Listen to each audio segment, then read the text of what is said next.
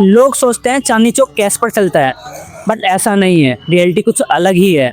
अगर आप भी ऐसा सोचते हैं तो आप गलत सोचते हैं। चांदनी चौक का जो रियल इंजन है वो कैश नहीं है, वो है क्रेडिट सिस्टम। अब आप सोचोगे क्रेडिट सिस्टम क्या होता है, चलो मैं समझाता हूँ। मैन्युफैक्चरर माल बनाता है, होलसेलर उसको रखता है, अब आता है रिटेलर, रिटेलर उसको आता है खरीदता है। कभी 1 लाख का माल, कभी 2 लाख का, कभी 3 लाख का, कभी 5 लाख का, कभी 10 लाख का। मीन्स आप सोचते हो क्या रिटेलर एक बार में पैसे दे देता है? नहीं, ऐसा नहीं होता। कभी कभी 10 दिन, कभी 15 दिन, कभी 30 दिन। अगर रिलेशनशिप उनके बीच में अच्छा है, उनका बॉन्ड अच्छा है, तो ये जो ड्यूरेशन होती है वो फ्लेक्सिबल भी हो जाती है। इसका मतलब क्या हुआ, जो होलसेलर है वो रिटेलर को इंटरेस्ट फ्री वर्किंग कैपिटल दे रहा है।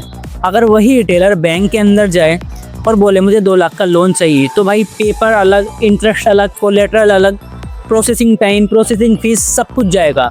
Means I don't know 2 lakh का लोन लेने में उसको कितना टाइम लगने वाला है।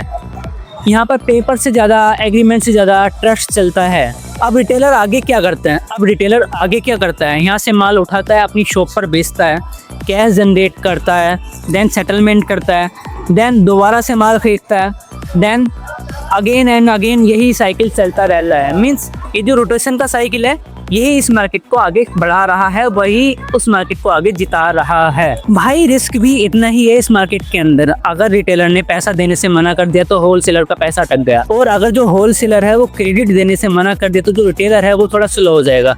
मीन्स यहाँ का जो बिजनेस है वो म्यूचुअल डिपेंडेंसी पर वर्क करता है। और हाँ, सबसे इंटरेस्टिंग बात, जो पूरा नेटवर्क है पूरा का पूरा इनफॉर्मल है, बट डिसिप्लिन के साथ यहाँ पर काम होता है। अगर आप डिफॉल्ट करोगे तो जो न्यूज़ है वो आंधी की तरह फैलेगी।